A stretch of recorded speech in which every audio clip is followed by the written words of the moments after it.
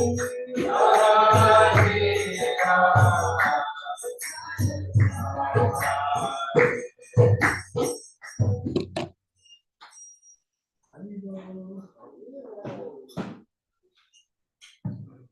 morning.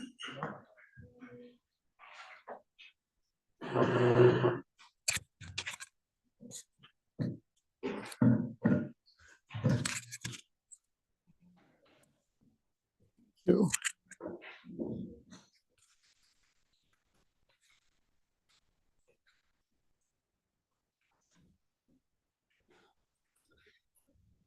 Om Namo Bhagavate Vasudevaya.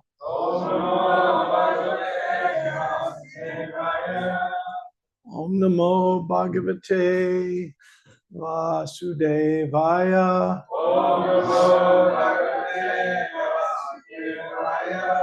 Om Namo Bhagavate Vasudevaya.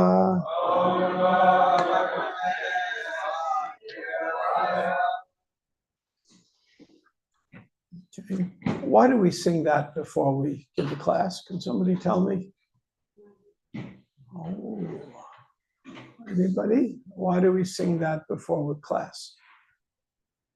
Yeah. Ah, set the mood. And what mood does it set? Say again? Humility and inquiry. Does that? Adwaita, give us some insight in this.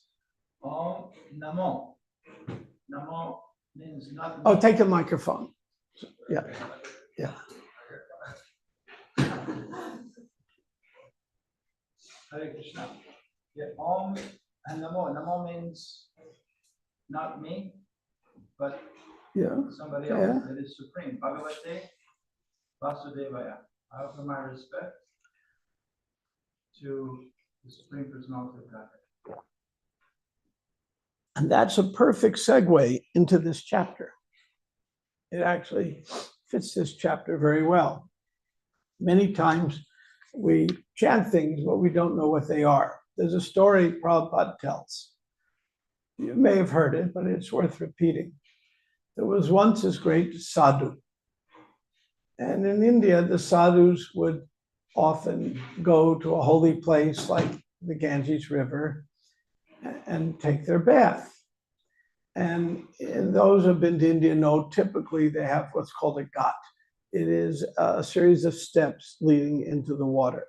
And you go down the steps, you get in the water, you splash the water on your head first, you don't go in feet first, and you say your prayers and you go into the holy place. And you leave your sandals on the steps. So the sage decided he would go into the river, but all the sandals kind of looked alike.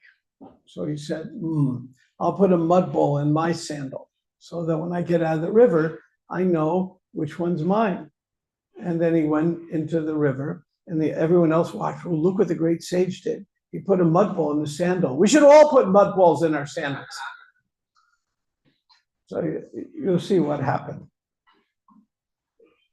So it can be like that. Sometimes we do things, as you very well put it, just because we're told to, we don't know why.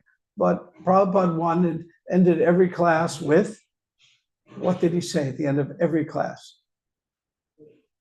Are there any questions? Yes.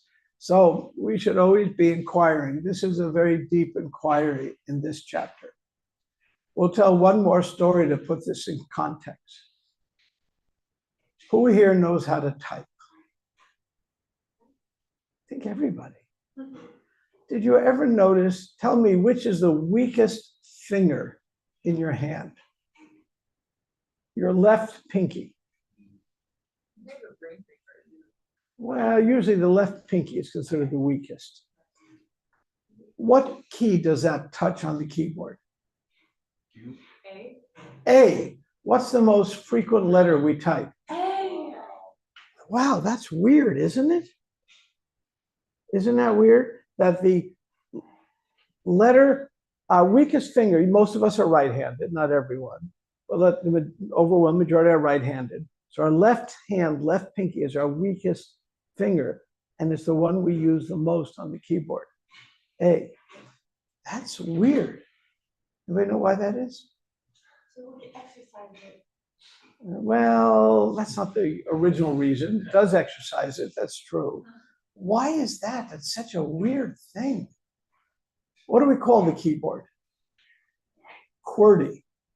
QWERTY. That's called a QWERTY keyboard. Why is the A the weakest finger? Does the A. And what's the strongest finger? This one. Right hand index finger. What key does that do? Why? J. J. That's the least thing you ever type. Nobody does J's. Only jerks type J's. Oh, John, okay. Oh, that was a good one. Oh, I like that one. So we don't do J's. But that's our strongest one. Why is this? Somebody tell me, I'm very bewildered. What's that? Oh, yes, why? Maybe because actually, if you're the strongest, you actually, well, I feel like it's similar to devotional service. Like, this is me understanding the theory on it. Okay. But like the strongest devotee is always trying to glorify others and to put others to the front. Well, to devotionally, but the people who invented that keyboard didn't do that. oh, well, then I understood. And the reason why is when typewriters were first invented 150, 170 years ago, they were mechanical and they had levers. When I grew up, we had mechanical typewriters and levers. There. You're in. I am. Thank you very much. We can do like the class part and then you. Yeah, no, I'll just show that video later. Yeah. What happened is the keyboards were mechanical. They had levers, a lever with an A, a lever with a B, a lever with a C. And when people would type fast, the levers would jam. So in order to slow down how people type, they set up a keyboard like this to force people to type slower so the keys didn't jam. This is before there were electric typewriters, obviously before there were computers. And the keys would jam. So intentionally, a keyboard was invented to be inefficient because otherwise the keys tended to jam too easily. That's a simple explanation for it, probably which none of you knew, but now you all know. So therefore, the QWERTY keyboard, which is highly inefficient, was invented to be what? Highly inefficient on purpose. Then somebody came out with the Dvorak keyboard, which is very efficient, which has the keys arranged how they should be. And when your index finger, your right hand hits A, and your pinky will hit Z or J or something like that. It's a very effective keyboard, and some people use it, but it got too late. The QWERTY keyboard became the standard. No one knows why it is, and it just happens. So the point I'm trying to make is there are rituals, and if we don't understand the reason why and what we're doing, then we tend to get sucked up into rituals for the sake of rituals. And Prabhupada spoke out against that.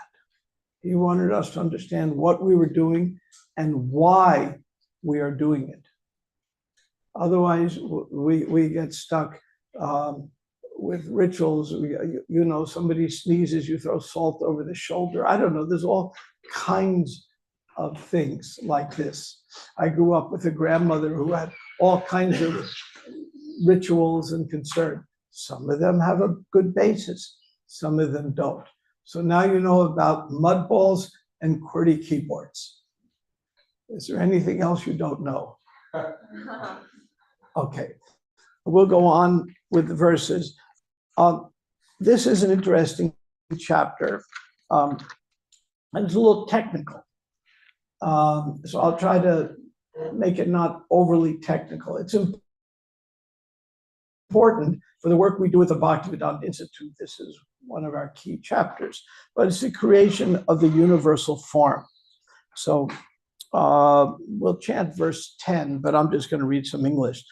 The Rishi Maitreya said, the Lord thus heard about the suspension of the progressive creative function of the universe due to the non-combination of potency such as a Mahatattva. As I said, very technical. And these things we can spend a lot of time unpacking, but I won't.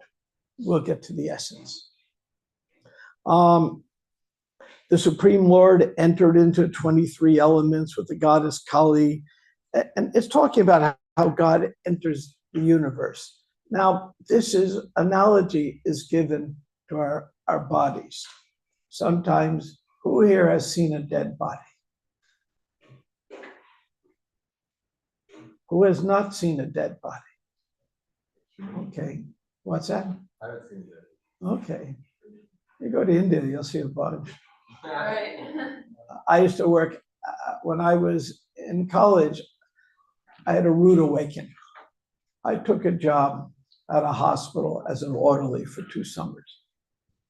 And the job really got me to the bottom of things.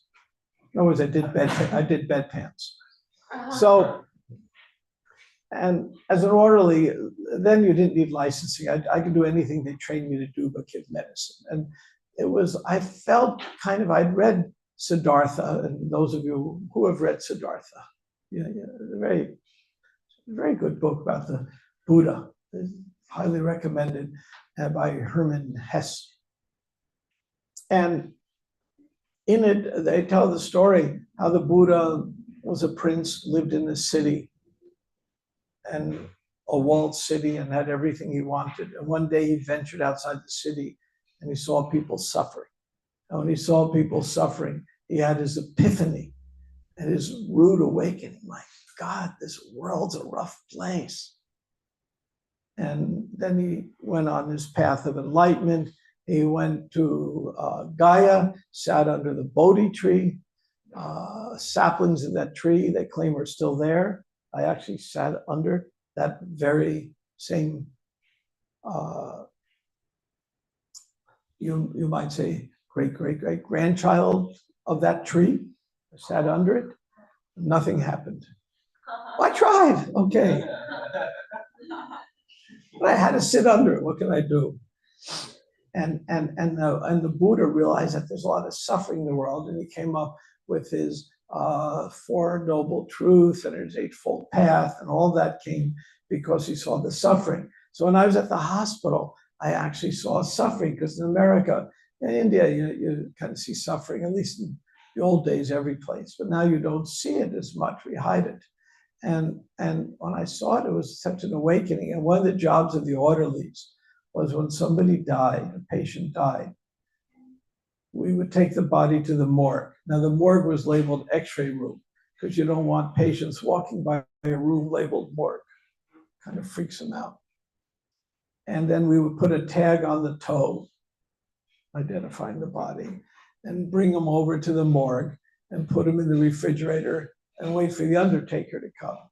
We kind of wait around, because if we helped move the stiff into the hearse, we got a nice $10 tip, which was a lot then. So I started seeing dead bodies, and old dead bodies kind of disturbed me. I remember when a 14-year-old died, it was like almost shocking to me. How could someone die like that? So we're starting to see the world, the suffering of the world. So we kind of hide these things. It's just the nature. So when a body dies, what I saw is people would be standing around. I remember a 14-year-old girl died, the relatives were standing around. Where is my daughter? Where is my daughter? And they realized the daughter is not there. I mean, I could say, there's your daughter. Every chemical that your daughter had 2 minutes ago is still here right now. Every single chemical, every single molecule, it's all there. But that's a dead body now. It's not a live body, totally dead. And it's kind of looks like people look like in a boring Bhagavatam class. They look totally dead. And you wonder if they're still alive or still not alive. You wonder about these things. So it's kind of like the They would stand around the body. Where is my daughter? I said, well, she's right there, but everyone knows that's not her. Something has left. But every single chemical is there, and not the best doctor in the world can bring it back. Sure, the heart stops. You can do chest compressions, maybe get the heart going, but the body's still alive. There's still life there. But once that life leaves, there's no bringing it back. So this is what's going on here. It's the same thing that's going on with our body is going on with the universal body.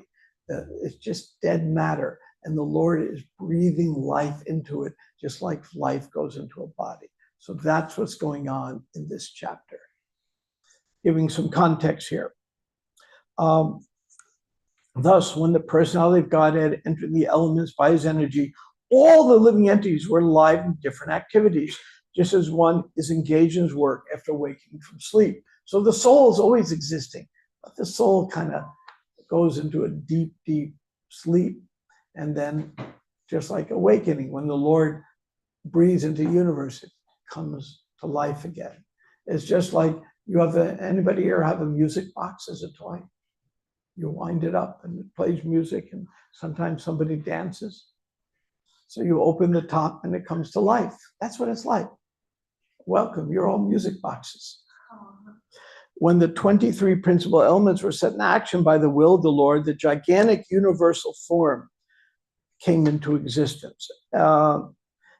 As the Lord in this planetary portion entered in the elements of the universal creation, they transformed the gigantic form which all the planetary systems and the immovable creations rest. Now, the universal form is something we can discuss in great detail, but that's not the topic I was assigned today. I'm not going to go into it very much. It's a form of meditation, understanding how God is everywhere, seeing the trees as a hair on God's body. It's a form of meditation that's very effective. I'm going to skip a few verses and go on to the key verse for today, which is verse 10. And I'm going to have someone chant the Sanskrit for me. Who would like to chant that? Varam Vishwa Shridhamisho, Varam Vishwa Shridhamisho, Ya Pitama Dokshaja, Ya Pitama Dokshaja, Ya Janmata Patsvena, Ya Janmata Patsvena, Teja Saisham Vivittayate, Teja Saisham Vivittayate. Somebody else want to chant? Varam Vishwa Shridhamisho, Varam Vishwa Shridhamisho, Vigyapita Dokshaja, Vigyapita Dokshaja, Vyajamata Patsvena, Sesham Vivittaye, Teja Saisham Vivittaye. Varam Vishwa Shridhamisho, Vigyapita Dokshaja,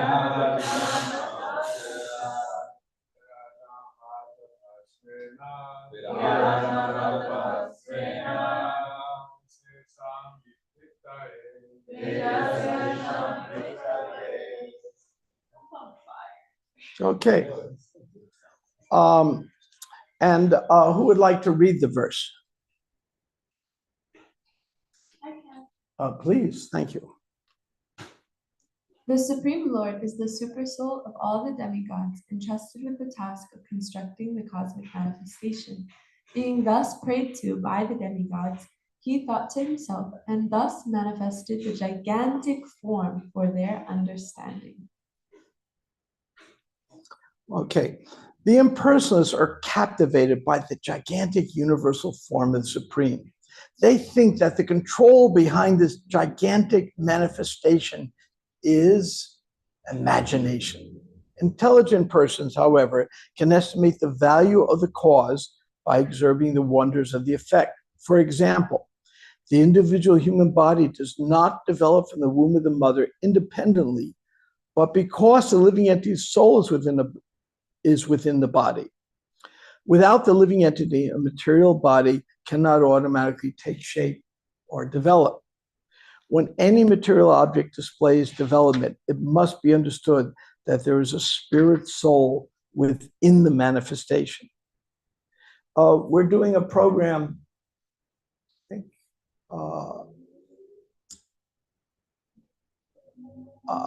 in 2 weeks at the BI. We're showing a movie called Nature's IQ. It'll be a Saturday night popcorn movie program. What's that? Yes. Yeah, you're all invited. Nature's IQ was a film produced by Krishna Leela's award-winning film producer.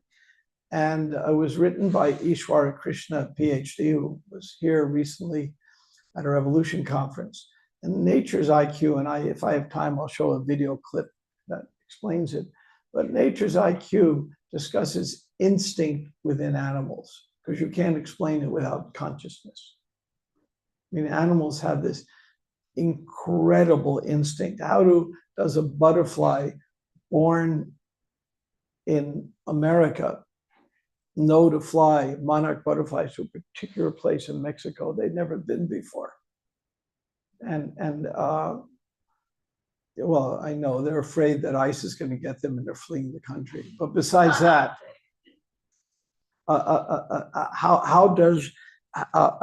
there's so many examples that cannot be explained by normal evolutionary theory. You have to add consciousness to the mix. So that's what's going on here. Okay, so we'll, I'm not sure, maybe Sundarlila, you can ask Gandhini and post it in the devotee chat of when that exactly is. I think it's the 27th of September. I'm pretty sure that's when it is. Okay, is that when you think it is? Okay. The gigantic universal form develops gradually, just as the body of a child develops. And I'm going to skip ahead. Due to a poor fund of knowledge, the mental speculators try to bring the supreme within the purview of the words and the mind, but the Lord refuses to be so intelligible. The speculator has no adequate words. The Lord is called a dokshaja, or the person who is beyond perception by the blunt, limited potency of our senses. The mundane PhDs are unable to speculate on supreme with their senses. Such attempts by the puffed up PhDs are compared to the philosophy of the frog in the well. So Prabhupada tells this famous story. There's a frog in the well, and all the frogs live in this big well, and there's one frog, he's particularly smart frog. He's Dr. Frog, PhD. And you all know what PhD stands for, right? You all know what BS stands for. No, bull something. Okay, MS is more of it, and PhD is piled higher and deeper. Okay. I also heard permanently held damage. Yes, yes. So Dr. Frog, who has his PhD, lives there. And this young frog wanders away from the well, and they're not far from the shore, and he ends up seeing the ocean. And when he sees the ocean, how vast it is, he comes back to the well and says, Dr. Frog, I just saw the Atlantic Ocean. Just saw the ocean. It's much bigger than our well. Oh, is it twice as big as our well? And the frog puffs himself up to get bigger. No, much bigger. Is it 4 times bigger? He can't imagine, because he has that limited concept, how big it is. And eventually he puffs himself up to the point where he blows up. And we will give a little song about that for you. Let's see. We shall. Are you about to play it? I'm going to play it right now. Okay, let's see. I got to share screen. Turn up my volume. I also need Yeah. Okay. Let me see. Share sound. Optimize for video viewing. Share. Is it sharing? we have Yes. Okay, now we'll start at the beginning. Here it goes. Let's see if they can hear it. Is there sound coming out of there? Well, we can make sound come out of here. Professor, a genuine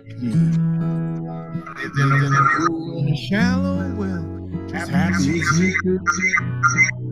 He measured the We're feedbacking. of the sections. Can we try again? Armstrong was a great professor, a genuine PhD. Okay, that's not going to work. I can look it up.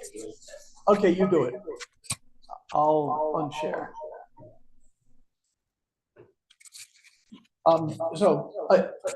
He had performed here in the past. Yeah, I am. I'm muting that.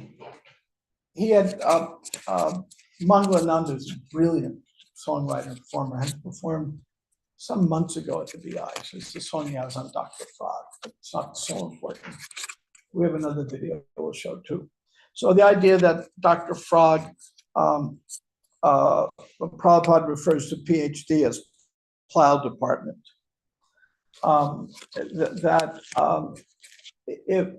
If a PhD doesn't understand the fundamentals of life, then it's kind of useful. What does PhD stand for? Can they tell me? Probably highly depressed. Yeah. Well, besides that, what does it stand for? Why PhD? What does it stand for? Doctor of Philosophy. It means doctor of philosophy.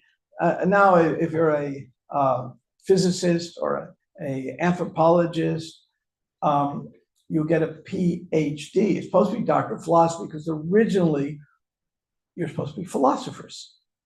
Now it's become so specialist, they've dropped that. I mean, I went through several science degrees, and the only philosophy courses I took, which by the way were my favorite courses, were voluntary. There was no mandatory philosophy courses. So unfortunately, its name has lost its meaning, like the QWERTY keyboard has lost its origin.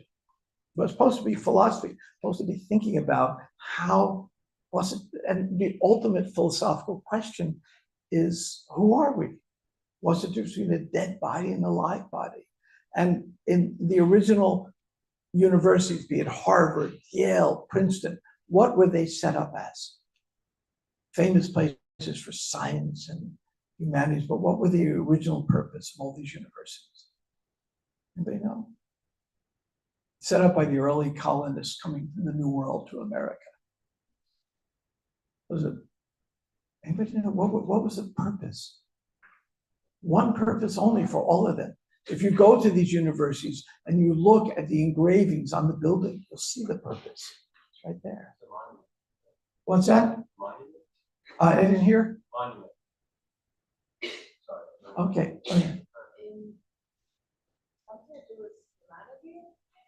Theology.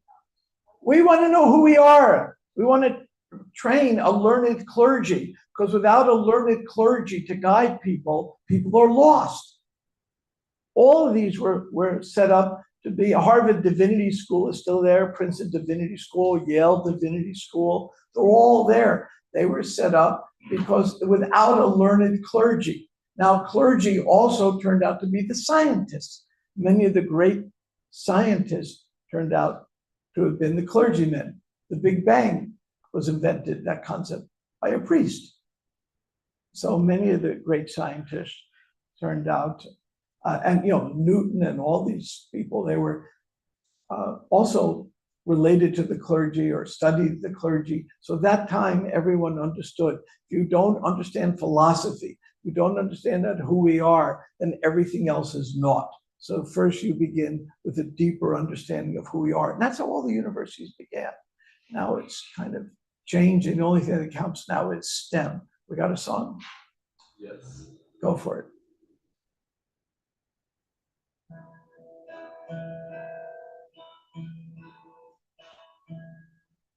Dr. Frog was a great professor, a genuine PhD. Lived in a pool in a shallow well, as happy as he could be. Measured the size of the top of the sections that he could see. Then wrote books on the universe.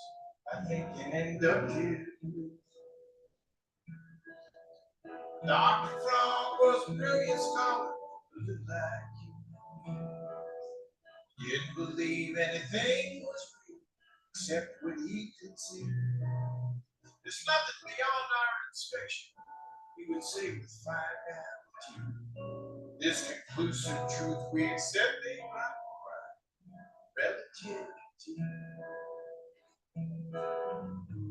Then came that fateful day for all who would live by the sea. Descended within his time, spoke with great subtlety. Come from the shore of an ocean as vast as the eye can see. Water there is inconceivably deep and disputable degree. What's that you say, said the stone? I doubt your veracity. Say that this place is as big as my weapons at one time, or 2 times, or 3. And then croaking he bumps up his head in proportionate quantity. He kept inflating it bigger and bigger, expanding it every day. Is it 10 times or 100 times? Sitting anxiety. Only moments before his bubble burst, he gave up his PhD.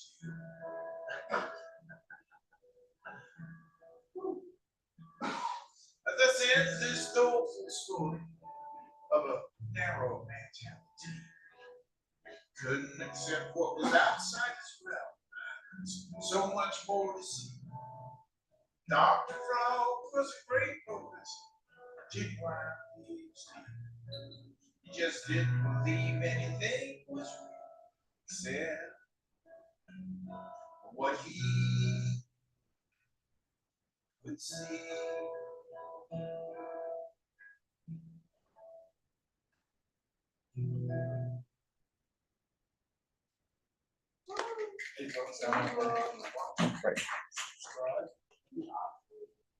Okay, so the Lord can reveal himself only to a person who is submissive and who engages in transcendent loving service. The demigods control the elements and ingredients of universal affairs. Pray to the Lord for guidance, and thus he manifests his gigantic form as he did at the request of Arjuna. And Arjuna also, for the sake of us, said, Krishna, show us this amazing form, because maybe people won't believe you're God. So he manifested this form that was so ferocious and so horrifying that Arjuna said, hey, can you go back to 2 arms? I can't take it anymore. And even Mother Yasoda, she looked in Krishna's mouth and saw all the universes. So sometimes we get this universal form to give us a sense of awe. Because if we don't have a sense of awe, then we can kind of get proud and puffed up. But the sense of awe is not the sunum bonum. It's not the final matter. We have the sense of awe is there to make us humble, but beyond the sense of awe, there is a relationship with the Supreme as our best friend, as our provider, as our everything. And when that relationship develops, a sense of awe just brings us there. We find in the Mideast traditions, the sense of awe of God is greatly emphasized, but the sense of the relationship with the bhakti is always there. You find it in Muslims and the Sufis, you find it certainly in Christianity, you find it in the Jewish tradition, but it's covered over by the sense of awe and fear. I mean, if you read the Old Testament, it says, you would think that God needs to go to an anger management course. I'm an angry God, I'm a pissed off God, and I'm going to smite you and smote you and smoot you and all of that stuff. I mean, because it was a very primitive people, and you're dealing with primitive people. Sometimes you have to carry a stick to keep them well behaved. We all know that. It's just like the policeman I mean, they can be our best friend. You know, and you know, you're in trouble and you want a cop around. But if you happen to be a bank robber, they got tasers and guns and nightsticks and all kinds of things because it's not nice to rob banks. So it's just like that. So there's this concept of God that's awesome and fearful, and sometimes that's necessary. There is a wonderful story by, I think it's Dostoevsky, and I'm trying to remember the exact name of it now. And I was going down the Ichituckney River with Satyananda Swami.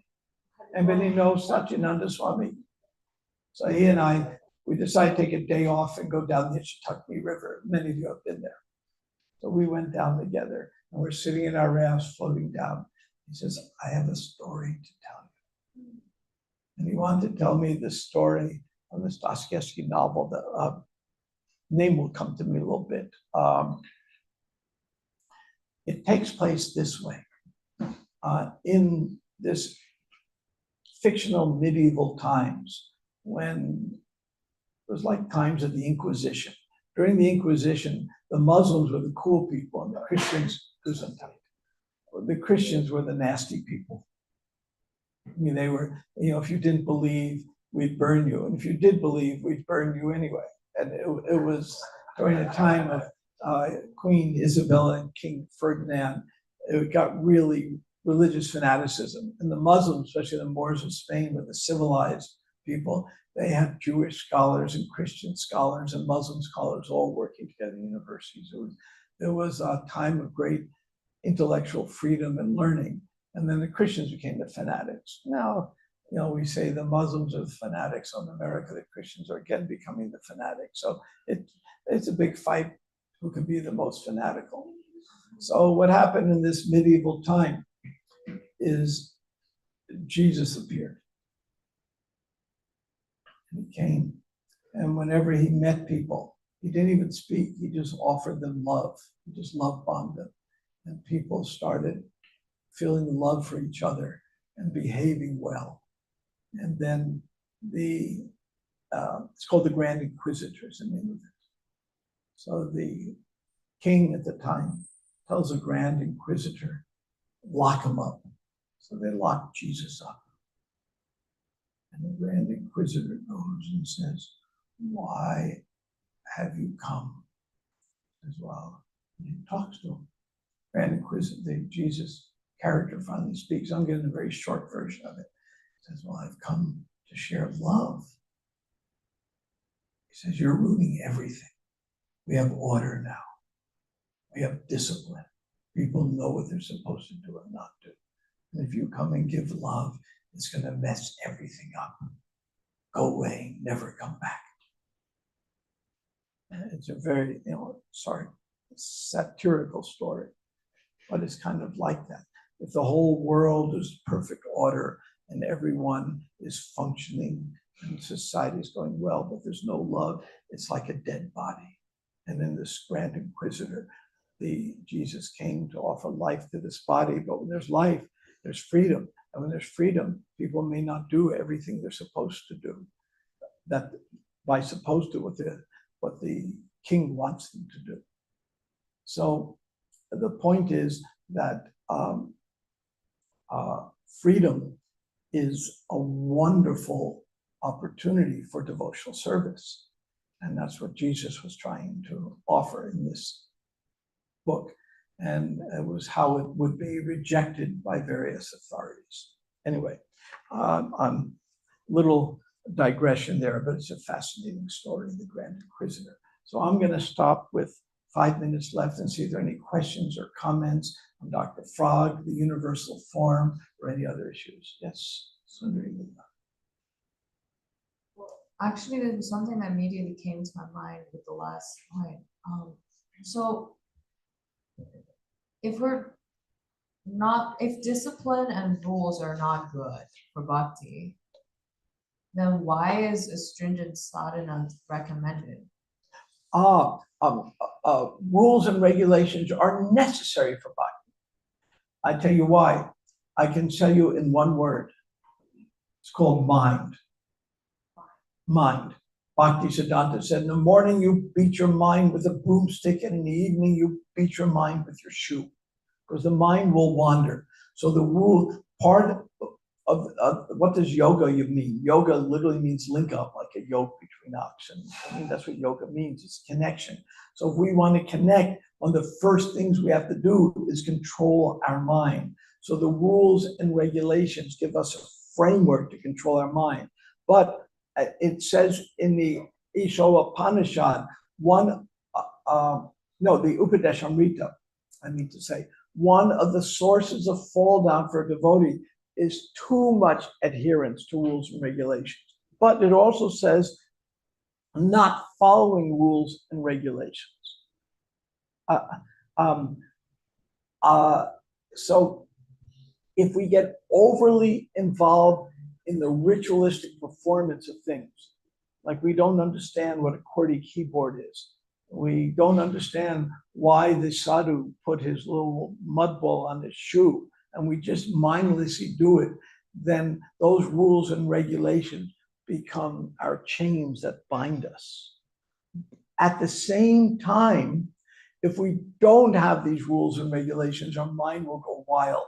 So on this matter, it's to take the advice of the Buddhists here, which Krishna offers in the Gita. Krishna does a very Buddhist-like saying in the Gita. Tell me a Buddhist-like saying from Krishna in the Gita. Somebody tell me. Yes, a microphone. When Krishna defines a perfect yogi, he sleeps not too much, not too little. He eats not too much, not too little. Exactly, very Buddhist. Middle road.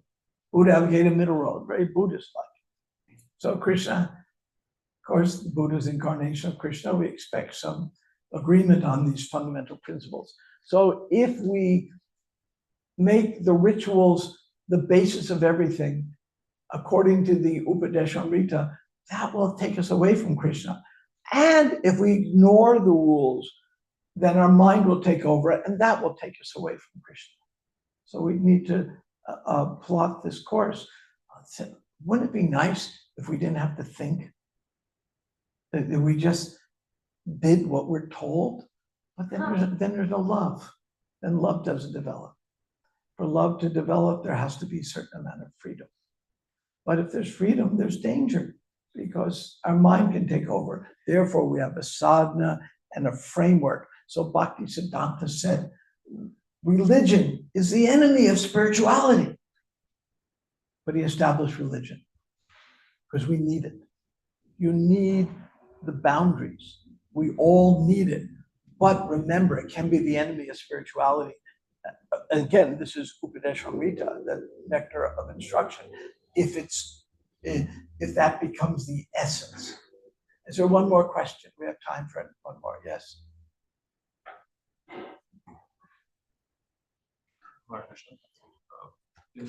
I'm wondering if a lot of that you could possibly sum up and say that it's the attachment that's just screwing everything up, including to like rules and regulations, like being attached to it and not thinking about it and not understanding it just leads to like ignorance or complacency, and then not real like insight, perhaps. Yeah, I mean, just attachment to rules, it becomes like the QWERTY keyboard. It's actually inefficient, but we use it anyway, and we're stuck with it. So we do not want ISKCON to be the QWERTY keyboard. We want it to always be alive and dynamic. So we have to understand it. At the same time, we value our traditions, and we value the envelope that's created by the sadhana. So it's a balancing act. Just like you have the scales of justice, you want to balance it. How do you balance it? That's where sadhus come in. That's where acharyas come in. That's where mentors come in. What do mentors mean? People who have experience in doing the balancing. So take my own life. I'm trying to run a Bhaktivedanta Institute. I've never had a more difficult service in my life. And I've done everything you can think of. And it's so difficult. What do? I go to my mentors. I say, how do I balance this and that? What do I do? You know, dealing with a bunch of intellectuals can be like herding cats. You know, and I want the intellectuals to be independent thinkers, but they have to also work as a team. So how to make that happen? And then how to pay for everything. It's a huge challenge. So every morning in my morning prayer, I say, okay, Krishna, today is the day I get a brain. Maybe. That's the truth. I have to do that. It has to be that way. And then I asked my mentors, what do you think? I talked to Braj Bihari last week. The brilliant devotee. I said, really having this issue, figuring out how to balance this management problem. And he gave me a formula. I said, wow, that makes sense. Started applying it and it worked. So it's that teamwork that we need to get that, to answer your question. In order to get that balance, that requires the teamwork. It requires good association, which is exactly why you're in this class right now. That's the benefit of it. Okay, with that, I think it's time. Yes, oh, one last question. Yes, great, Ajit. It's not a question. Or comment. I love comments. Since you brought that up, a beautiful song of Dr. Frog, we're organizing to bring Mangalanda Prabhu again here at Krishna House. It's going to be probably October 17th. So we'll keep you posted. Let me know. I adore Mangalananda. You know, going back to the 70s when it began, I said, because he takes wonderful spiritual songs, puts it to catchy tunes in English that people can relate to. It's everything we want to do, and he's very talented, especially talented. Yeah, you brought him here last time, so bring him again. If you need help urging him to come, I can do that. Okay, thank you very much. Welcome back. Shruti, do you want to give any report to anyone about Dallas? Yeah, it's great. Oh, I'll give a microphone. I did post in the chat yesterday. Yeah, we got a lot of support for the Krishna Lunch Endowment Fund. I was able to present for the at the town president's meeting.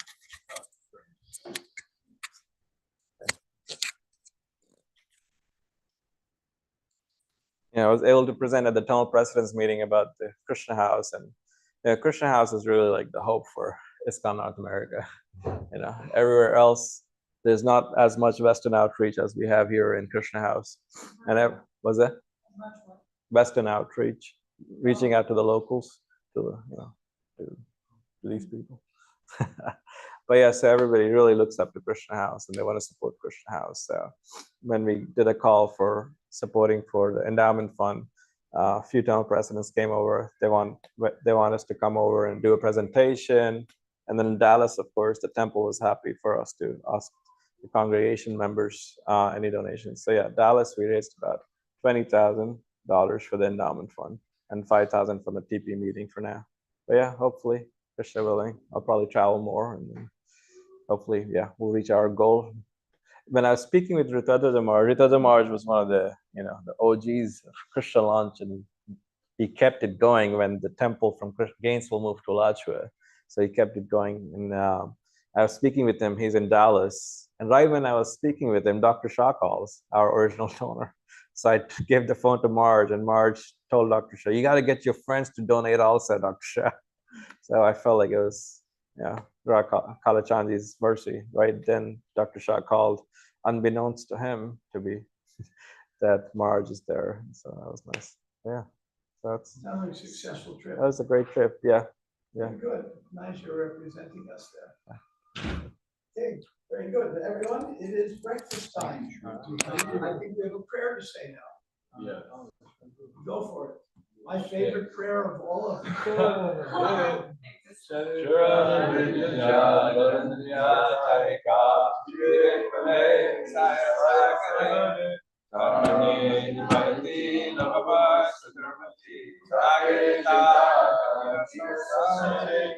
Krishna.